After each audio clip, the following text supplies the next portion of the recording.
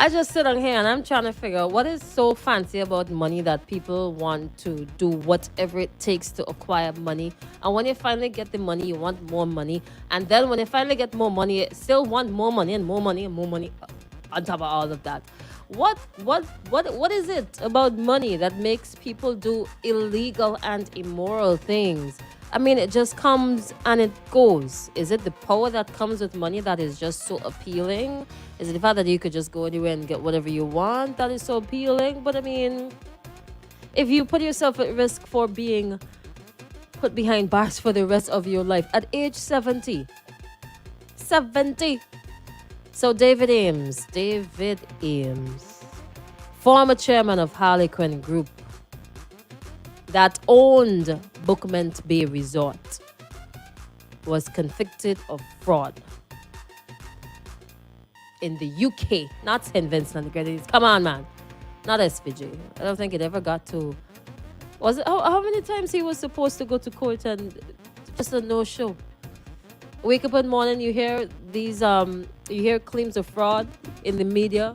Toots, look, he's nowhere to be found. Well, he's gonna go to jail now. At least we know where he is. If he ain't get catch down here, you get catch up there. 70 years old.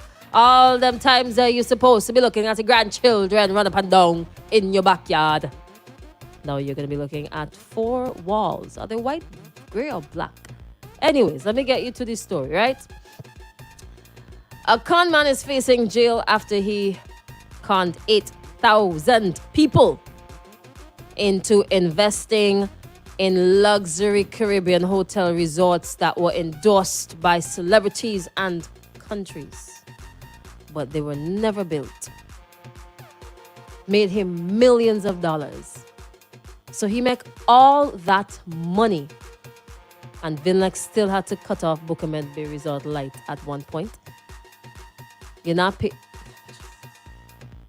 These things are beyond me. Anyways, so it says he enriched himself, and I'm taking this one from Daily Mail. He enriched himself and his family to the tune of £6.2 million, paying his wife and son £10,000 a month, while thousands of victims lost their pensions and life savings. What a heart. What a heart of a man.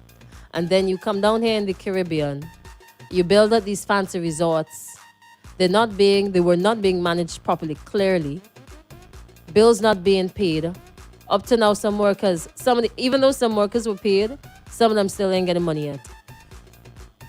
The Serious Fraud Office said he convinced more than 8,000 people to invest in the HARLEQUIN Group, a hotel and resorts development venture endorsed by celebrities and politicians, including, twist around a little bit here. By the way, we're live on Facebook, YouTube, and Twitch, right? Including Prime Ministers of Barbados, St. Lucia, and St. Vincent and the Grenadines. I think that goes without saying, right? Because we know who David Ames is.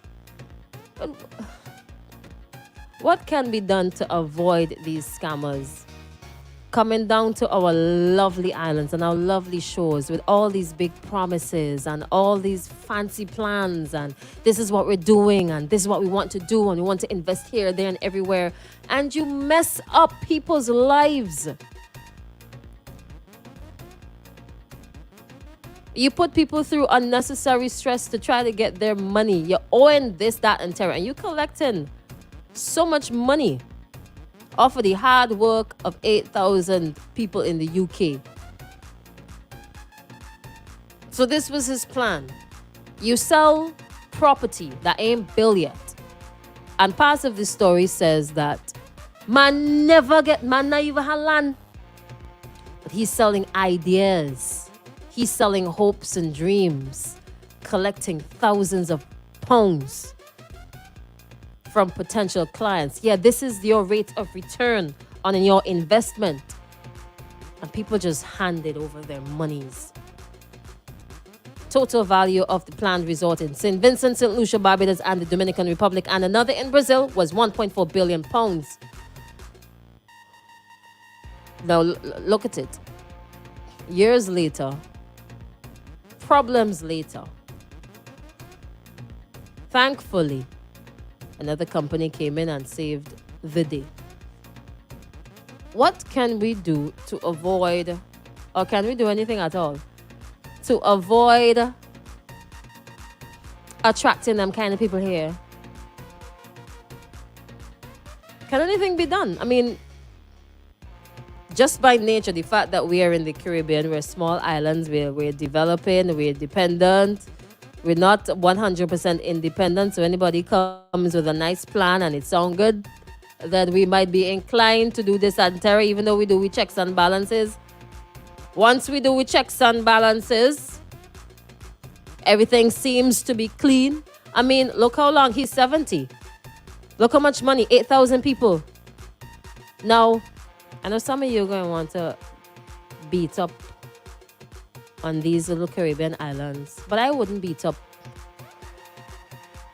on like the politicians, because if he's able to fool 8,000 people, I mean, what is an extra 25 or 30 or 50 people in the Caribbean?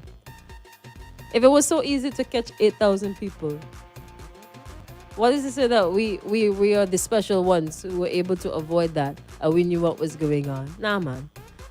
So I ain't going to beat up on St. Vincent and the Grenadines, my own country. I ain't going to beat up on all the other countries. I ain't going to beat up on the people that get caught.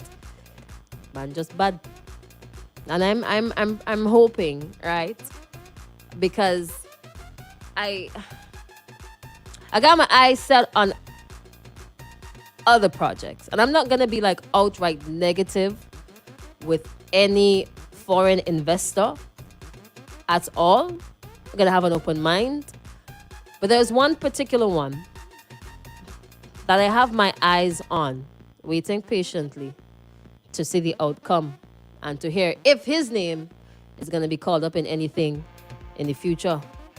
We gonna see about that, but I tell you, boy, we can't take another one, eh? Just by way of it sounding real bad, we just can't take another one. Let me get some good morning.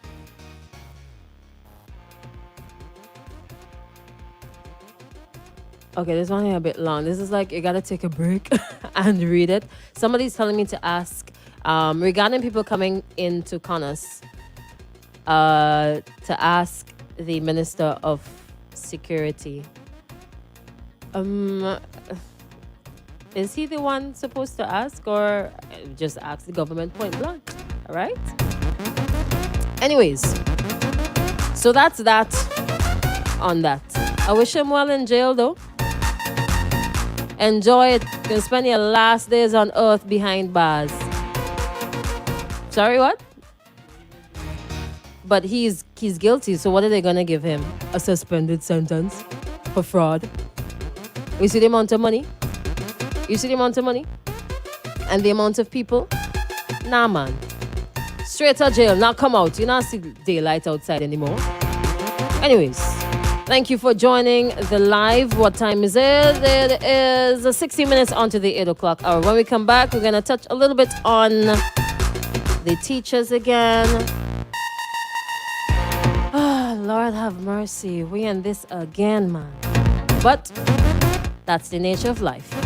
All right?